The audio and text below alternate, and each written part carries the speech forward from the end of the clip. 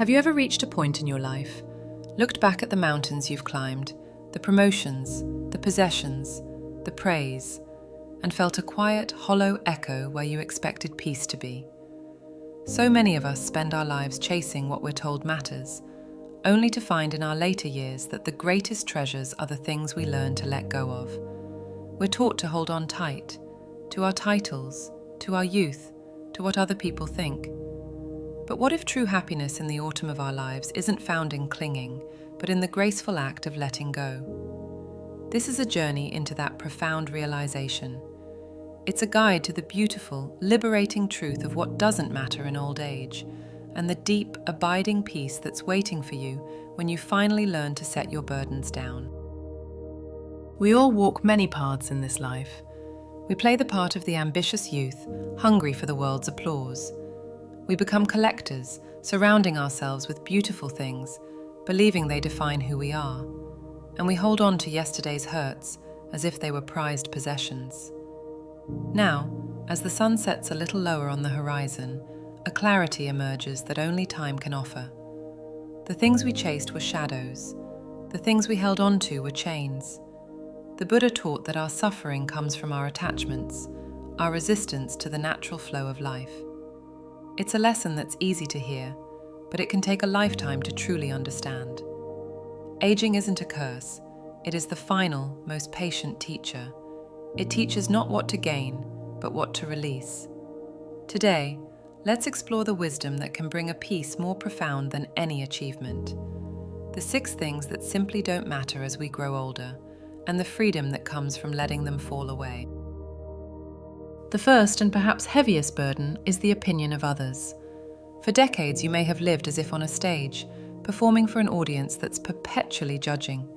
You choose your clothes, your career, your words, even your smiles, all hoping for a nod of approval. Think about a time you were consumed with getting a promotion. It wasn't just about the money, but the title. You imagined how it would sound, the subtle shift of respect in people's eyes.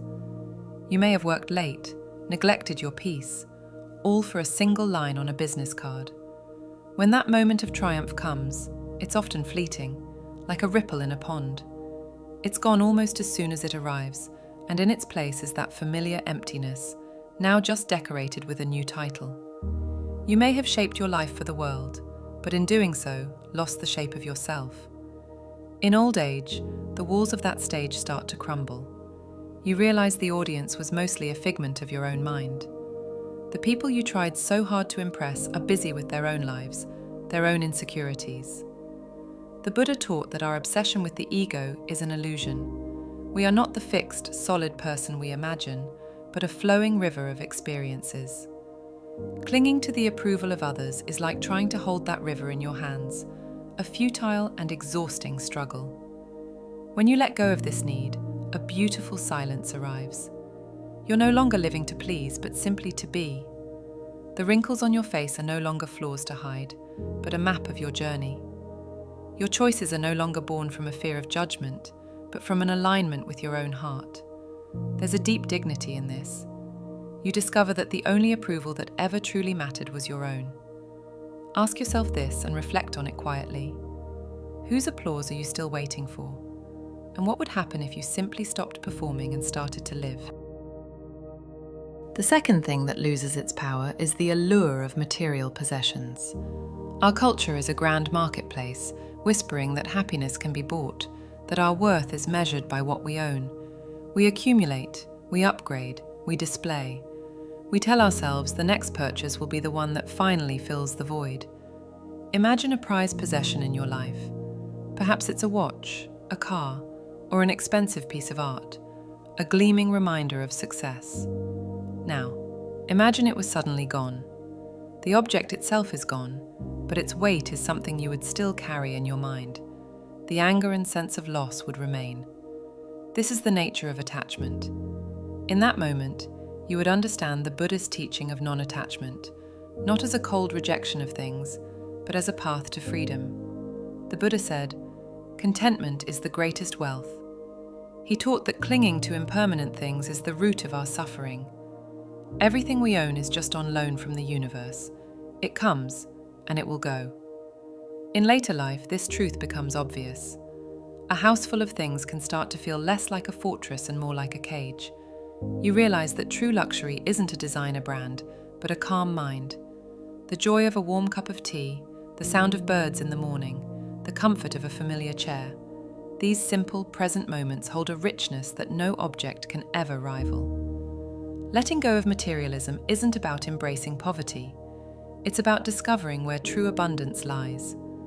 It's about simplifying your life to make room for what is truly essential: peace, connection, and presence.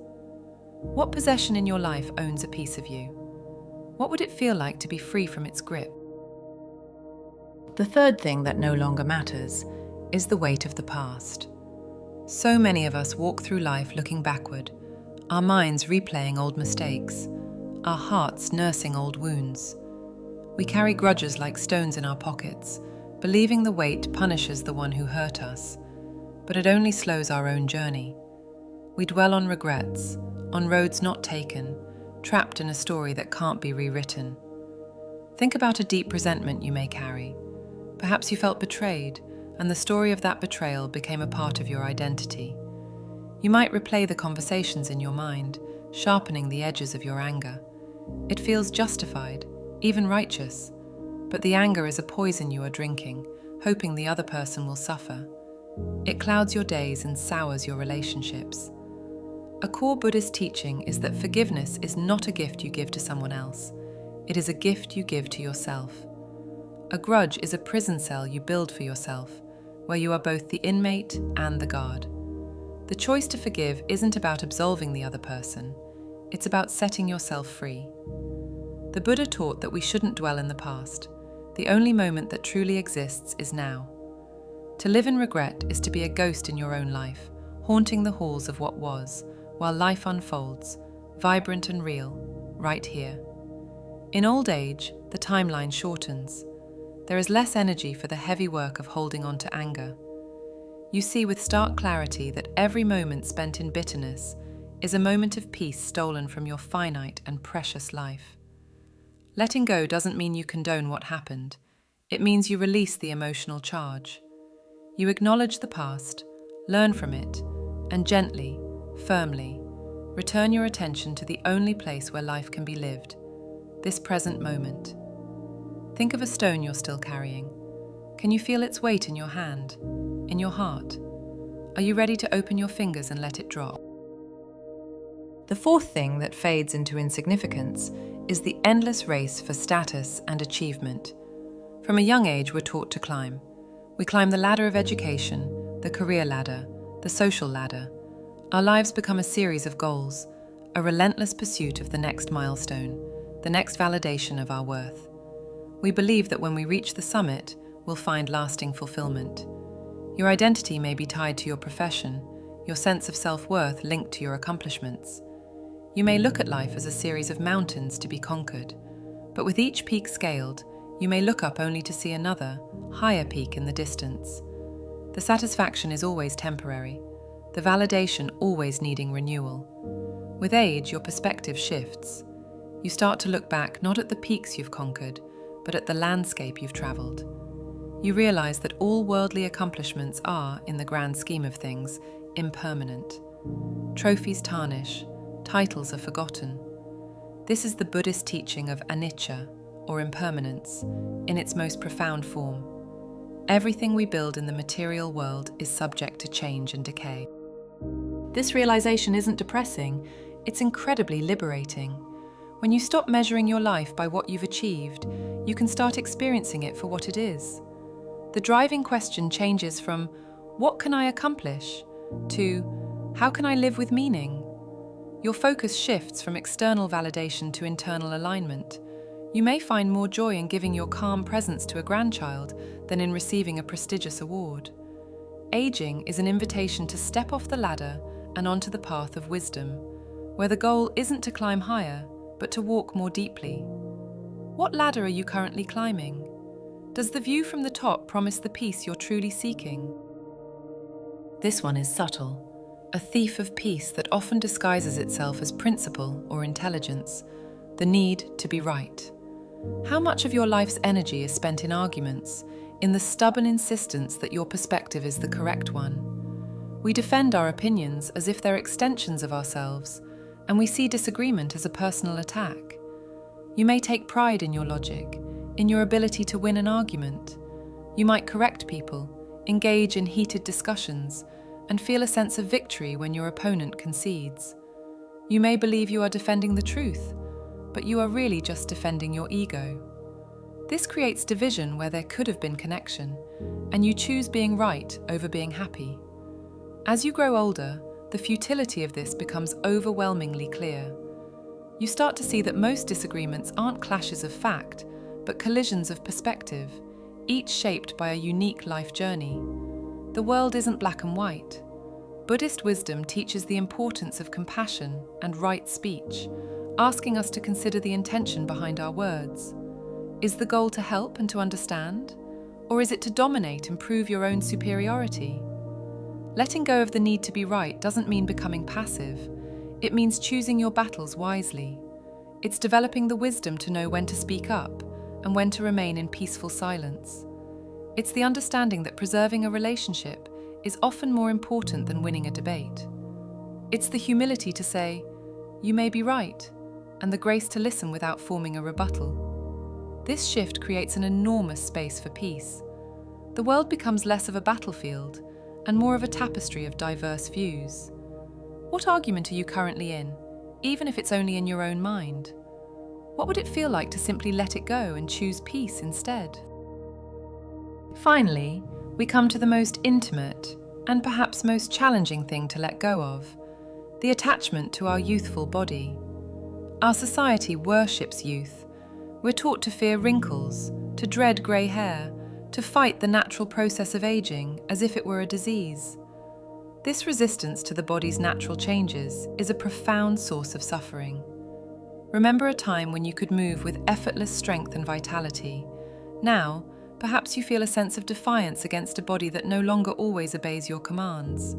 You might mourn the loss of athletic prowess, scrutinize new lines on your face, and feel a sense of betrayal by the vessel that has carried you through life.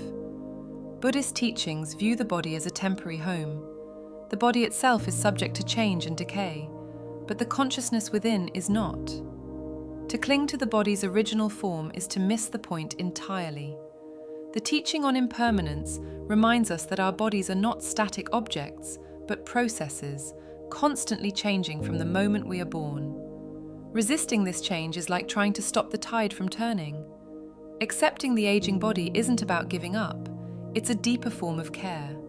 You care for your body not out of vanity, but out of gratitude for the life it allows you to experience. You move with more intention, nourish it with more thought, and listen to its needs with more respect. You see the wrinkles not as a sign of decay, but as proof of a life lived, of laughter and tears and years of sunlight. There's a profound peace in making friends with the body you have today.